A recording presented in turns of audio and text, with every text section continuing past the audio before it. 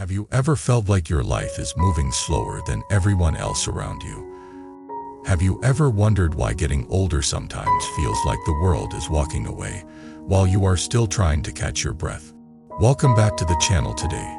We are going to talk about the heavy feeling that many people carry, but rarely name, the feeling of being left behind by age, the feeling that opportunities are closing, the feeling that other people are ahead, the feeling that time is judging you. But we are not going to meet this feeling with panic. We are going to meet it with Buddhist wisdom, the kind of wisdom that does not deny pain and does not pretend change is easy. It simply teaches you how to stop turning change into a personal humiliation. It teaches you how to age gracefully, not by looking younger, but by living lighter. I want to begin with a scene that might feel familiar. You wake up and for a moment, you are still inside a dream where you feel young. Then you sit up and the body reminds you, the joints speak, the energy is different, the mirror is honest, the day feels shorter, the mind quickly compares and asks, where did the years go? Why does everyone else seem to have it figured out? Why do I feel late? That is how the feeling starts, and if we do not understand it, the mind turns it into a story. The story says you missed your chance. The story says you are less valuable now. The story says you are running out of time. The story says you are becoming invisible. Buddhism does not argue with the body. It does not try to trap time. It offers something deeper. It offers a way to change the story so the heart can breathe again.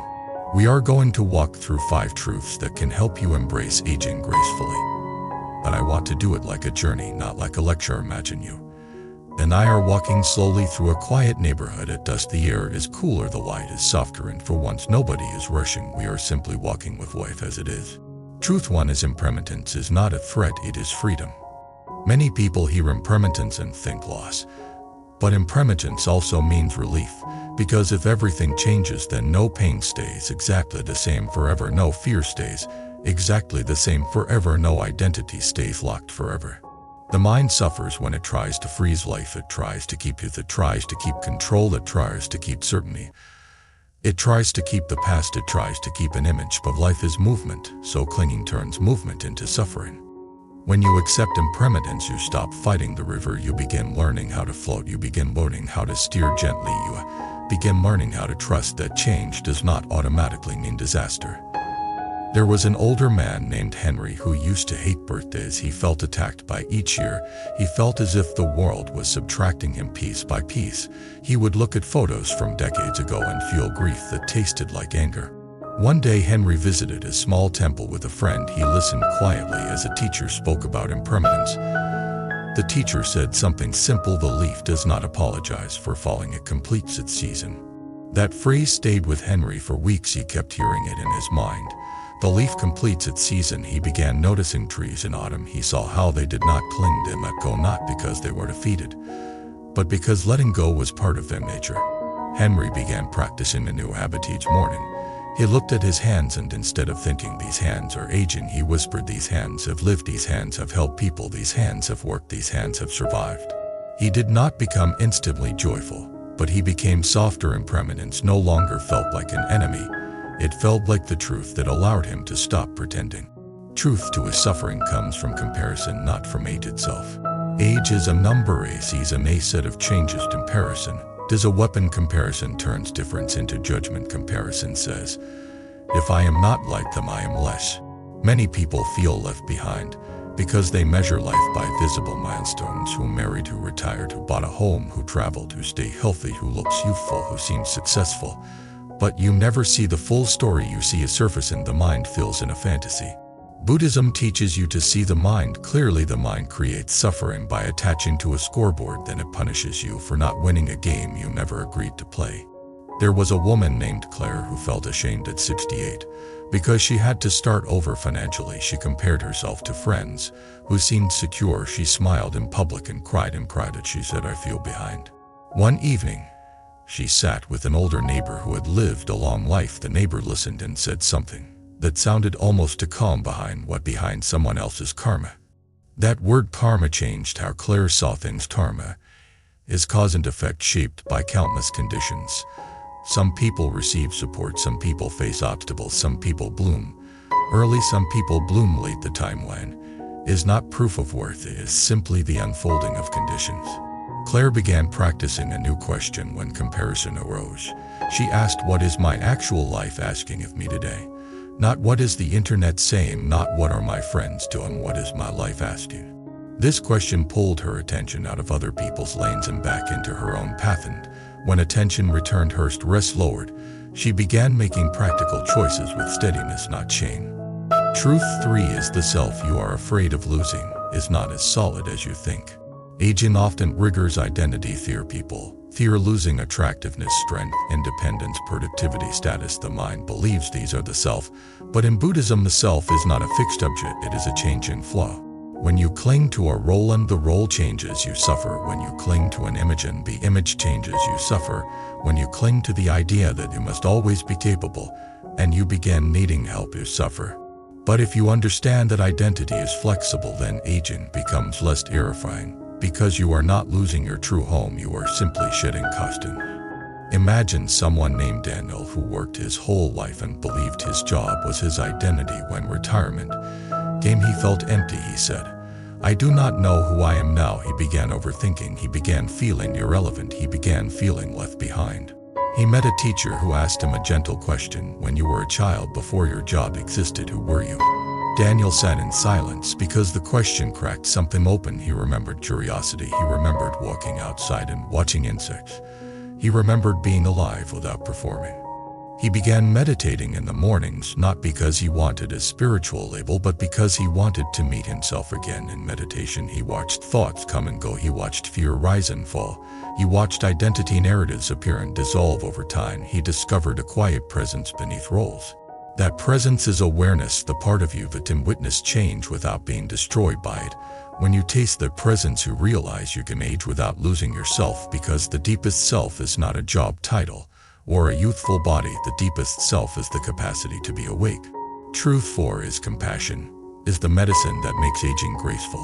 Many people think grace is elegance or appearance, but Buddhist grace is the way you treat yourself and others when life is uncertain.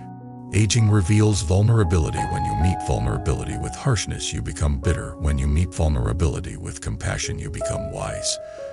Compassion begins with the inner voice. Many people carry a cruel inner voice into old age. It says, you are not enough, you wasted time, you should have done more, you look worse, you are slowing down, you are becoming a bun. Buddhism says you cannot hate yourself into peace. Compassion is not self-pity, it is honest kindness. It is saying, this is difficult and I will not add cruelty. There was a man named Omar who felt ashamed when his health declined. He resisted help. He pushed himself until he collapsed emotionally. His family felt him withdraw. They did not know how to reach him. One day his grandson asked him why he was angry. All the time Omar wanted to deny it, but the question broke through. He realized anger was a shield covering fear, fear of weakness, fear of dependence, fear of being forgotten.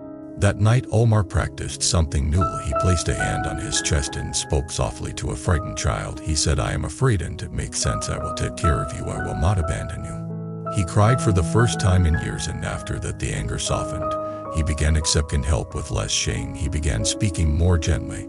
He began feeling closer to his family. Compassion did not fix every problem, but it changed the atmosphere of his life, and atmosphere matters more than perfection. Compassion also extends outward. Aging can make you more understanding because you recognize that everyone is carrying something: invisible worries, invisible grief, invisible fear. When you live with compassion, you stop competing and start connecting. That is grace. Truth 5. Practice transforms time into wisdom. Many people think wisdom arrives automatically with age, but age alone does not guarantee wisdom. Practice creates wisdom. Practice means training the mind daily, so you do not get dragged by fear and comparison. In Buddhism, practice can be simple. You return to the breath, you observe thoughts without obeying them. You cultivate kindness, you speak with care, you act with integrity, you reflect on cause and effect. You let go of what creates suffering, you keep returning. If you practice worry, your mind becomes skilled at worry. If you practice resentment, your mind becomes skilled at resentment. If you practice mindfulness, your mind becomes skilled at peace. Aging gives you a powerful opportunity because it forces honesty. You cannot pretend forever. The body will teach you impermanence. The losses will teach you letting go. The quieter seasons will expose the mind, and that exposure is not punishment, it is invitation. There was a woman named May who began meditation at 70. She said, "I wish I started earlier," but her teacher replied, "The moment you start is the earliest moment that matters." May practiced 10 minutes daily. She practiced kindness in speech. She practiced gratitude each night. She practiced forgiveness toward people she had carried resentment toward for decades. Over 2 years, her friends noticed she looked lighter. Even though she looked older, her face softened, her eyes became calmer. Someone asked her what her secret was. She smiled and said, "I stopped trying to be young and started trying to be awake." That is the heart of this fifth truth. You cannot stop the years, but you can shape the mind that meets them. Now let me weave these 5 truths into a single lived story, because the heart remembers stories better than concepts. Imagine someone named Robert. He is 62 and feels behind. He sees peers retiring earlier. He sees friends traveling. He sees younger co-workers moving fast. He feels anxiety at night. He feels sadness in quiet mornings. He tries to push harder, but pushing does not bring peace, it brings fatigue. He tries to distract, but distraction fades and the thoughts return. He tries to compare and motivate himself, but comparison becomes poison. One day, Robert visits an older relative in a care home, expecting to feel depressed. Instead, he sees something unexpected: a group of older people sitting together, laughing quietly. Not forced laughter, real laughter. The air feels warm. Robert talks to one of them, a man in his 80s. The man says, "I used to fear aging too. I thought it was a downhill path. Then I realized something. I was carrying a heavy bag of stones. I kept telling myself that the stones were necessary, that they were only habits, pride, resentment, comparison, fear." Robert asks, "How did you put them down?" The man says, I practiced noticing impermanence, so I stopped clinging. I practiced catching comparison, so I stopped poisoning my days. I practiced remembering that identity is flexible, so I stopped fearing change. I practiced compassion, so my inner voice softened. I practiced mindfulness, so my attention returned to what is real.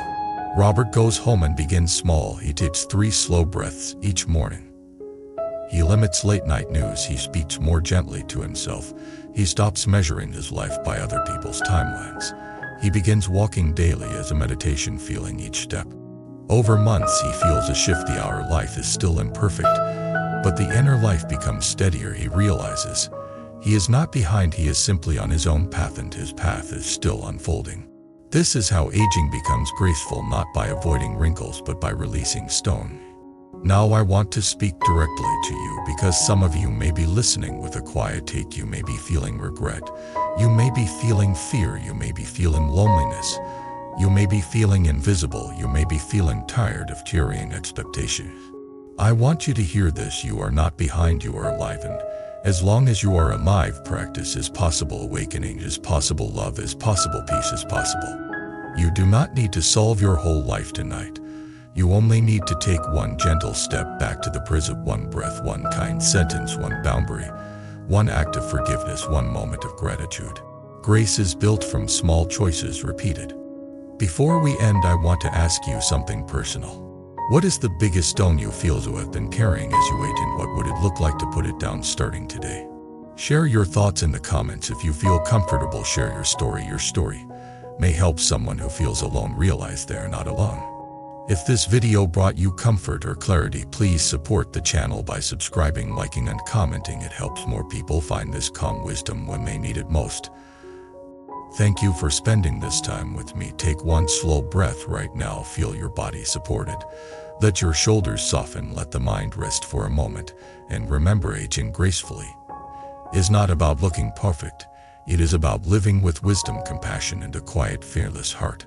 Until next time, be gentle with yourself and keep coming home to what matters.